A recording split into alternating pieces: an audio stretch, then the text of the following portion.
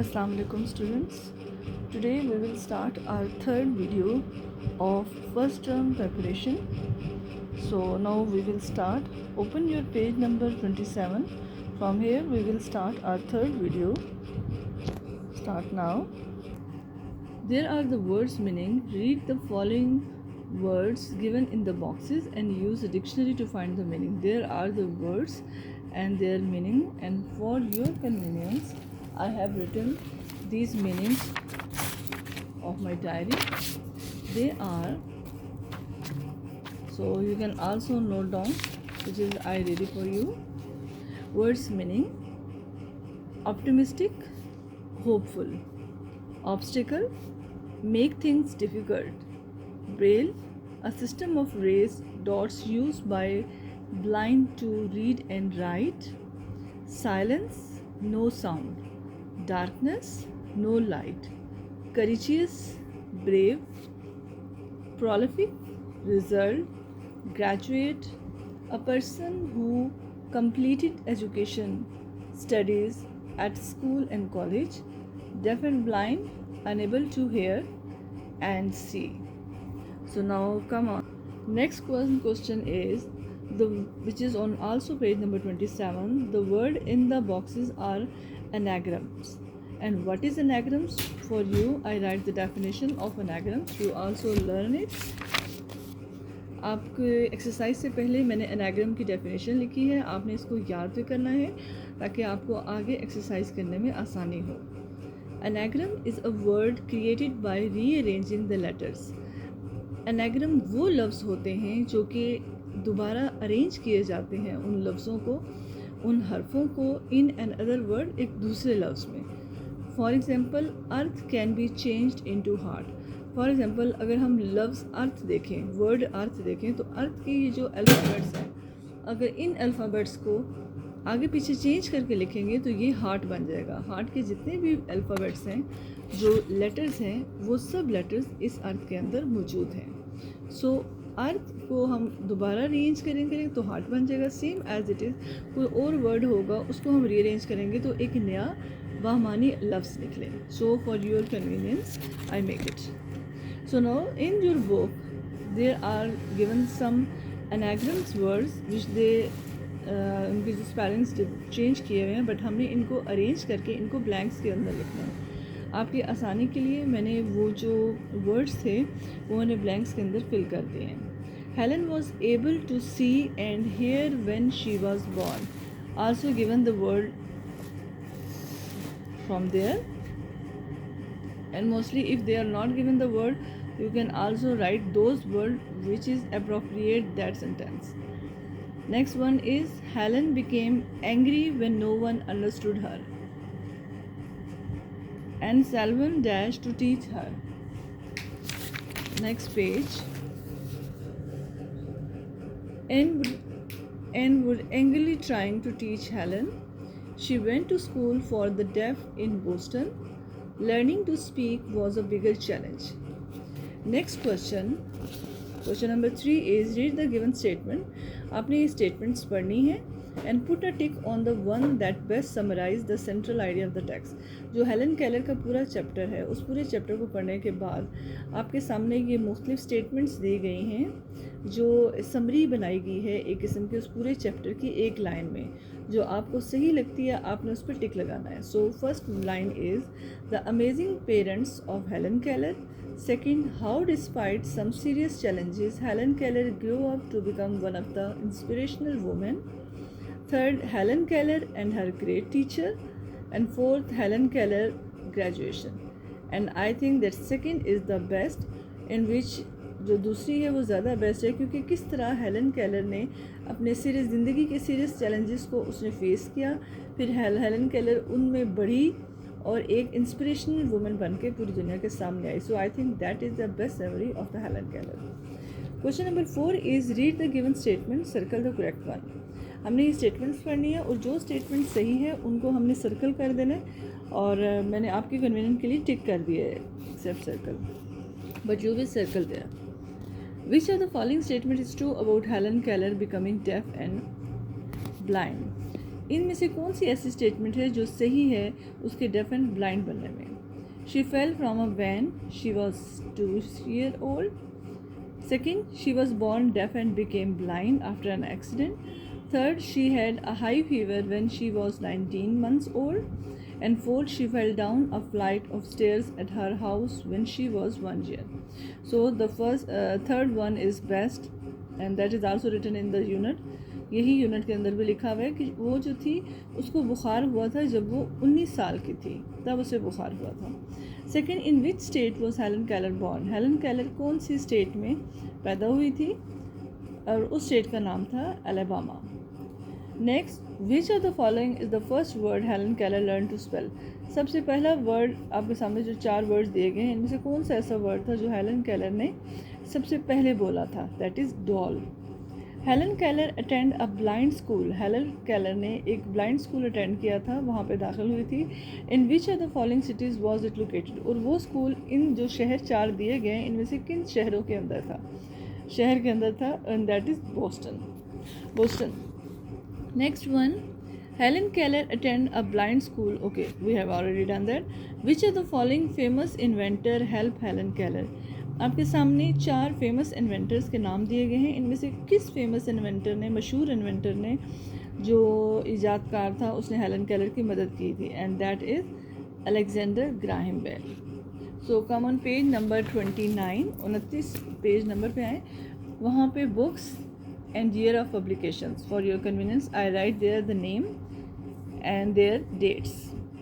जो Helen Keller ने किताबें लिखी थी अपनी ज़िंदगी में उनमें मशहूर जो थी, और ये जो क्वेश्चन है समटाइम आपके पेपर में ये क्वेश्चन भी आ सकता है कि हेलन केलर ने जो बुक्स अपनी ज़िंदगी में लिखी थी उनके नाम लिखें और विद डेट्स के साथ कि कब लिखी थी।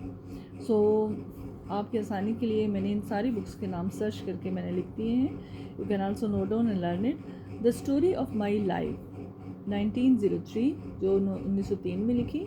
The open door 1957, optimism 1903, The World I Live in 1908, Out of the Dark 1913, My Religion 1927, My Midstream, My Late Life 1929, Peace at Eventide 1932, Helen Keller Journey 1938, Let Us Have Faith 1940, and The Teacher 1955.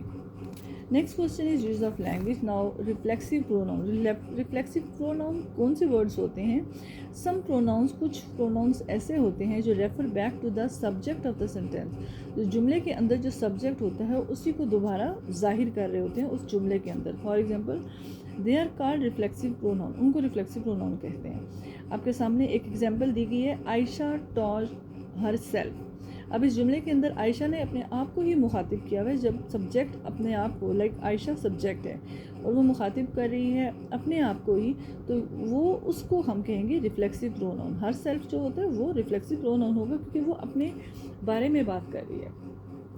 For example, singular plural, singular myself होगा और plural में myself our self होगा। Yourself singular है और अगर हम इसको plural में यूज़ करेंगे तो yourself. Same as it is, singular में himself, herself, itself जो है, प्लूरल में होगा themself. So come on next page which is on page number 30 number page पे है। नेक्स्ट पेज के ऊपर एक्सरसाइज है, underline the subject and circle the reflexive pronoun in the sentence below. हमने सर्कल उन पे अंडरलाइन हम circle किए हुए हैं जो कि रिफ्लेक्सिव प्रोनाउन है, और अंडरलाइन मैंने उनको किया हुआ है जो कि सब्जेक्ट हैं। Learn to do things yourself said Keller's teacher. Yourself means reflexive pronoun, और Keller's teacher and said Keller's teacher, और Keller's की टीचर्स जो थी उनको जो उसका सब्जेक्ट है, her parents would blame themselves for her condition. Her parents subject and themselves reflexive pronoun. Helen would often comfort herself by writing about her life. Helen जो है वो subject है और herself जो है वो reflexive है। She learned to use braille herself so she could read and write. She subject और herself reflexive pronoun. Keller subject and was courageous and determined and stand up for the herself. Herself is reflexive pronoun. Keller's father fired the teacher himself without asking her mother. Keller's father is a subject and her himself is an reflexive pronoun. अगर आप गौर करें तो इन तमाम जुमलों में जो subject है उसने अपने आप के बारे में बात की गई है, तो जो अपने आप को शो कर रहा होता है दोबारा उस जुमले के अंदर, that is called the reflexive pronoun. Now open your page number 35. 35 number page निकालें. उसमें एडजेक्टिव के बारे में लिखा गया है. एडजेक्टिव क्या है? That is a one of part of speech. जो पार्ट ऑफ स्पीच होती है जिसमें तमाम जो noun, pronoun, verb, adverb, interjection, conjunction, propositions, articles, उनके अंदर एक एडजेक्टिव भी होता है. अब हम एडजेक्टिव के बारे में हम पढ़ेंगे कि what is actually adjective is a quality which add the meaning of verb and adverbs. तो एडजेक्टिव एक किस्म के हम खूबी को भी कह सकते हैं. ये खूबी सिर्फ काला, गोरा, खूबसूरत, बुरा नहीं है. ये साइज़ भी हो सकता है, ये लेंथ भी हो सकती है, हैवी वेट, लाइट वेट भी हो सकता है. These are also the adjective. The passage given below has many adjectives, underline them. आपके सामने एक पैराग्राफ दिया गया है, इसके अंदर बहुत से एडजेक्टिव हैं, हम उनको अंडरलाइन करेंगे. और वो एडजेक्टिव किस चीज़ के बारे में क्वालिटी को जाहिर करें वो मैंने ब्रैकेट में आपके सामने अंडर कर दी है. Immediate life. अब इमीजिएट एडजेक्टिव है, ये क्वालिटी है, और किस ज़िंदगी के बारे में बता रहे हैं? अब लाइफ के बारे में, कि ज़िंदगी जो है जल्दी से जो हमारी जो ज़िंदगी है. नेक्स्ट, बैरन अनफॉरगिविंग डेजर्ट. वीरान या जो बंजर जो सहरा होता है उसके बारे में बात की गई है, तो that is adjective. Farmland and और टेम्ड एंड नीट. जो tame and neat and hidden kingdom. अब जो टेम, नीट एंड हिडन जो है ये एडजेक्टिव है और ये किंगडम के बारे में बात कर रहे हैं. पावरफुल, सेम एडजेक्टिव, जो कि एलिमेंट्स के बारे में बात हो रही है.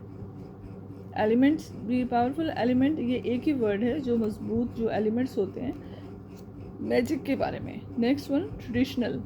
Traditional is also adjective and it tell about the stories. कहानी के बारे में बता रहे हैं कि जो ट्रेडिशनल स्टोरीज़ होती हैं.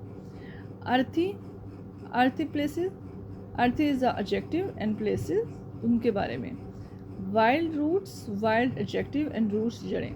सो आपके सामने जो अंडरलाइन की गई हैं ये तमाम एडजेक्टिव हैं, और जो मैंने ब्रैकेट्स के अंदर मैंने जो मेंशन किए हैं वो उन एडजेक्टिव, उन चीज़ों के बारे में हैं, उनकी क्वालिटीज़ को शो कर रहे हैं.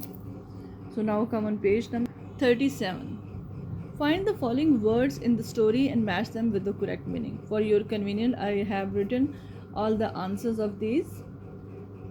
आपके सामने जो ये लाइन पूरी दी गई है, इस लाइन्स के जो करेक्ट मीनिंग्स हैं वो उनके फ्रंट साइड पे लिखे हुए हैं. आपने इनको मैच करने हैं कि कौन से करेक्ट मीनिंग किस वर्ड का है. Helpless, unable to defend oneself और to act without help. Suddenly, quickly and unexpectedly. Nasty, very bad and unpleasant. Expensive, costing a lot of money. Politely, in a respectful and considerate manner. Swapped, move rapidly downwards through the air. So now next will come, that is about the affix, which have two types, suffixes and prefixes. What is affix? Affix is a morphemes that is attached to a root words form a new word. Two types of affix. Affixes means लगाना या attach करना. So affixes have two types. इनके दो types हैं, suffixes and prefixes. Suffixes उन words को कहते हैं जो जुमले हम end में लफ्ज़ के लगाते हैं, और prefixes वो होते हैं जो लफ्ज़ के शुरू में आते हैं. A prefixes is a word part added to the begin of the word या बेस वर्ड, जो बेस वर्ड होते हैं. फॉर एग्जांपल suffixes जो हम वर्ड्स के जो ऐड करते हैं लफ्ज़ के आखिर में, उनमें नस, ईडी, मेंट, ली, लेस, एबल और ईस्ट. आप देख लें ये सारे वर्ड्स जो हैं किसी भी वर्ड के आखिर में लगाए जाते हैं तो वो suffixes बनते हैं. जबकि prefixes जो होते हैं ये लफ्ज़ के शुरू में लगाए जाते हैं और उसका मीनिंग टोटली चेंज हो जाता है, जिसमें प्री, अन, डिस, डी, एक्स, इल, इम, नॉन, इन, मस. So that type of question, इससे रिलेटेड क्वेश्चन आपकी बुक में दिया गया है आपकी आसानी के लिए। जैसे प्रीफिक्सेस अगर हम बनाते हैं तो ये सारे वर्ड्स जो हैं डी, डिस, एक्स, इली, इम, फ्रॉम में हम इसका जो मीनिंग है डी का, वो ये सारे मीनिंग आपके सामने दिए गए हैं, फ्रॉम, डाउन, अवे, रिसीव, वो। एंड इसकी एग्जांपल दी गई हैं। डी को अगर हम वर्ड के शुरू में लगाएंगे तो दैट इज़ डी कोड या डिक्रीज। सेम इसी तरह प्रीफिक्स जो है डिस को लगाया गया है, डिसएग्री या डिसअपियर। और डिस का मीनिंग क्या है? नॉट के मानी में आता है, ऑपोजिट में आता है, रिवर्स या अवे। एक्स का मीनिंग एक्चुअली है आउट ऑफ, अवे फ्रॉम या लैकिंग फॉरवर्ड। अगर हम किसी वर्ड के शुरू में लगाएंगे एक्स को तो वो बनेगा एक्सेल या एक्सप्लोजन। फिर इल का मतलब होता है नॉट, नहीं के मानी में आता है, इलीगल एंड इलॉजिकल, ये हम शुरू में लगाएंगे।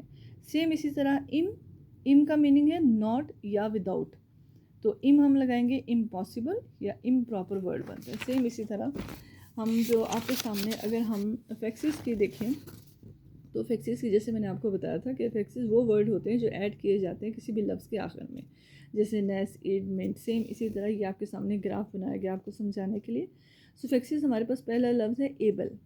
एबल का मीनिंग होता है कि able having the quality of, जिसके अंदर क्वालिटी होती है। और अगर हम इस किसी वर्ड के आखिर में लगाएंगे तो वो वर्ड बनेगा comfortable, portable. Same as it is E R, comparative, compare करने के लिए बोला जाता है इसको। और ये किसी वर्ड के आगे लगाएंगे तो ये होगा bigger, stronger. Same as it is est, superlative degree के तौर पे इस्तेमाल होता है, स्ट्रॉन्गेस्ट या tiniest. Full, full of, beautiful, grateful. Less, without के मीनिंग में आता है या नॉट अफेक्टेड के मीनिंग में आता है, फ्रेंडलेस या tireless. Ly, forming an adjective and clearly या और स्टे। So the last question of this video is come on page number 39. The story about the clever crow के बारे में आपकी बुक के अंदर स्टोरी है जो इसके अंदर बहुत से एडजेक्टिव्स बताए गए हैं और एटमॉस्फेयर फैबल्स में एक पूरा माहौल क्रिएट किया गया है। हमने एडजेक्टिव्स ढूंढ के उनके सेंटेंसेस बनाए गए हैं और उनको लिखेंगे आप इस स्पेस में जो आपको ब्लैंक्स के अंदर दी गई हैं। आपकी आसानी के लिए मैंने ऑलरेडी आंसर्स इसमें मेंशन कर दिए ताकि आपको प्रॉब्लम ना हो। First one is please spare my egg dear friend, तो इसमें जो एडजेक्टिव है that is dear. Let us live like good neighbours and not disturb each other, good is an adjective. Whenever the crow laid eggs the snake would eat them up, इसमें whenever. The crow felt helpless, so helpless is an adjective. The crow felt angry and she thought I must teach that snake a lesson, so angry is the adjective. With big sticks they beat the snake and killed it, big is an adjective. The crow was happy, so happy is an adjective. And the last one, now my egg wall will be saved, she thought, and led a happy and peaceful life, so happy and peaceful is an adjective. Now students, I have a question for all of you and you will give me the answer in comments.